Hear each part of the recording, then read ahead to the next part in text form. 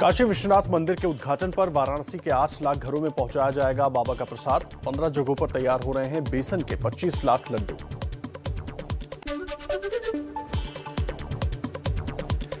PM Modi ने 2019 में Kashi Vishwanath corridor का शिलान्यास किया था।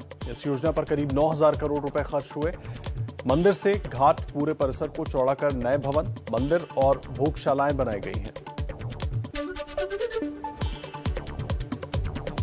काशी विश्वनाथ मंदिर का आखिरी बार 1780 में महारानी अहिल्याबाई होलकर ने पुनर्निर्माण करवाया था। इसके बाद 1853 में महाराजा रंजीत सिंह ने मंदिर के ऊपरी हिस्से के लिए सोने की छत्र दान की थी। वाराणसी की संध्या आरती में नया अध्याय जुड़ा। आजादी के अमृत महोत्सव के तहत मां गंगे के साथ मां भारती की भी आरती की गई। ભૂલાયેલા આપણા શ્રદ્ધા કેન્દ્રોના જીર્ણોદ્ધારનું કામ ભય વગર અને શ્રદ્ધા સાથે સન્માન સાથે કરવાનું કામ। गृहमंत्री अमित शाह ने अपने चुनाव क्षेत्र अहमदाबाद में किया 363 करोड़ की विकास परियोजनाओं का लोकार्पण। कांग्रेस पर हमला करते हुए बोले, हिंदू आस्था के केंद्रों को वर्षों तक अपमानित किया गया। पीएम मोदी का पर्सनल ट्विटर अकाउंट हैक करने की कोशिश। अकाउंट से किया गया बिटकॉइन का ट्वीट चंद मिनट में हटाया गया। पीएमओ ने पुष्टि करते हुए कहा, हैकिंग के दौरान किए गए ट्वीट को इग्नोर करें। विधानसभा चुनाव पर एबीपी न्यूज सी वोटर के ओपिनियन पोल। 5 राज्यों में बीजेपी 4-1 से आगे। यूपी, उत्तराखंड, गोवा और मणिपुर में बीजेपी की वापसी संभव। पंजाब में कांग्रेस को महीने भर में भारी नुकसान, आपको फायदा। एबीपी न्यूज सी वोटर के सर्वे के मुताबिक यूपी में बीजेपी सरकार की वापसी संभव। बीजेपी प्लस को 212 से 224 सीट, एसपी प्लस को 151 से 163 सीटें, बीएसपी को 12 से 24 सीट, कांग्रेस को 2 से 10 सीटें मिलने का अनुमान। सर्वे के मुताबिक उत्तराखंड में बीजेपी और कांग्रेस के बीच कांटे की टक्कर। बीजेपी को 33 से 39 सीटें, कांग्रेस को 29 से 35 सीट, आम आदमी पार्टी को 1 से 3 सीट मिलने का अनुमान। पंजाब में आपको बड़ा फायदा, कांग्रेस को भारी नुकसान। पंजाब में आपको 50 से 56 सीटें मिलती हुई दिख रही हैं। कांग्रेस को 39 से 45 सीटें, अकाली दल प्लस को 17 से 23 सीटें, बीजेपी को 3 सीट मिलने का अनुमान। मणिपुर और गोवा में भी बीजेपी की सरकार बन सकती है। गोवा में बीजेपी को 17 से 21 सीटें तो मणिपुर में बीजेपी को 29 से 33 सीट मिलने का अनुमान। प्रधानमंत्री मोदी ने बलरामपुर में सरयू नहर राष्ट्रीय परियोजना का उद्घाटन किया। कहा, 50 साल से इस प्रोजेक्ट को लटकाने वाले सजा के हकदार। बलरामपुर से बिना नाम लिए अखिलेश यादव पर पीएम मोदी का निशाना। कहा, कुछ लोगों की प्राथमिकता होती है सिर्फ फीता काटना। अखिलेश यादव का पलटवार।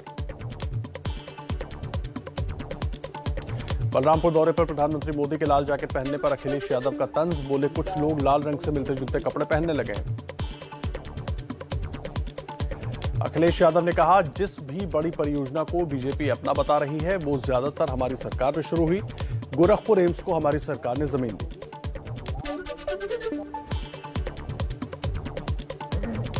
यूपी सरकार गरीबों को मुफ्त में देगी दोगुना राशन। आज सीएम योगी फ्री राशन वितरण महाअभियान की शुरुआत करेंगे। 15 करोड़ लोगों को होगा लाभ।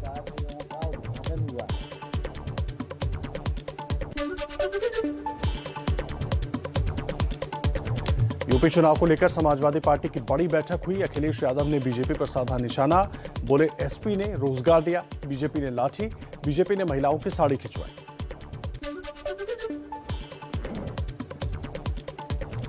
अखिलेश यादव ने कहा, बीजेपी ने अभी तक अपना संकल्प पत्र उठाकर नहीं देखा। न रोजगार दिया, न किसानों की आय दोगुनी हुई, सिर्फ विज्ञापनों पर खर्च हो रहा है। बीजेपी अध्यक्ष जेपी नड्डा ने मेरठ में बूथ अध्यक्षों को संबोधित किया। नड्डा ने कहा, पीएम मोदी के नेतृत्व में विकास हो रहा है और पिछली सरकारों ने राम मंदिर निर्माण को अटका कर रखा हुआ था।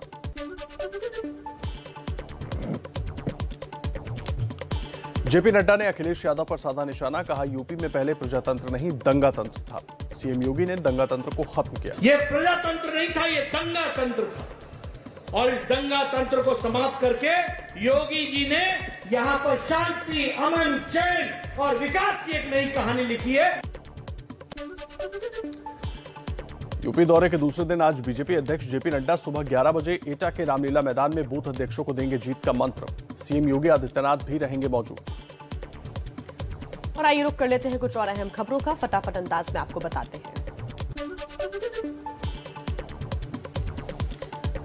अखिलेश यादव की मौजूदगी में आज बाहुबली हरिशंकर तिवारी और दोनों बेटे समाजवादी पार्टी में होंगे शामिल। संत कबीर नगर से बीजेपी विधायक जय चौबे ने एसपी का दामन थामा। बीजेपी के साथ गठबंधन के भविष्य पर बोली अध्यक्ष अनुप्रिया पटेल, कहा भविष्य के बारे में अभी नहीं कह सकती, राजनीति संभावनाओं का खेल है और संभावनाएं कहीं भी ले जा सकती है।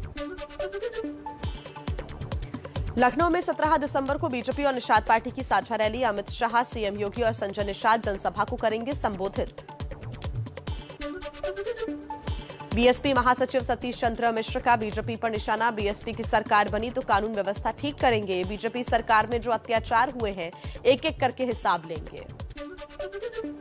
दिल्ली के बॉर्डर से किसानों के घर लौटने का सिलसिला है जारी। पूरी तरह बॉर्डर खाली होने में लगेंगे 1 से 2 दिन। देश भर में किसानों ने मनाया कल विजय दिवस। सोनीपत में ढोल नगाड़ों की थाप पर नाचते गाते घर लौटे किसान, घर वापसी पर हुआ जोरदार स्वागत।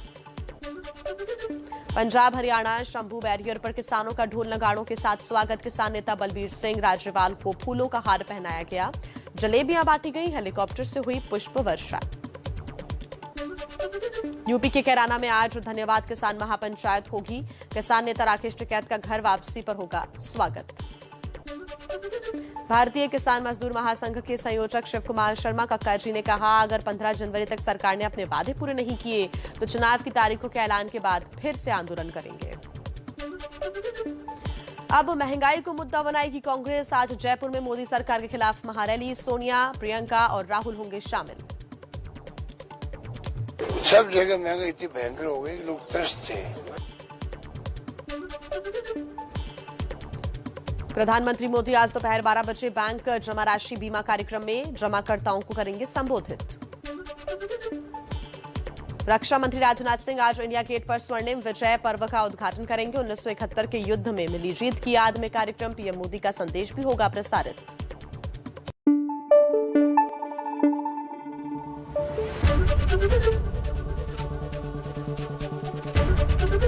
एबीपी न्यूज आपको रखे आगे।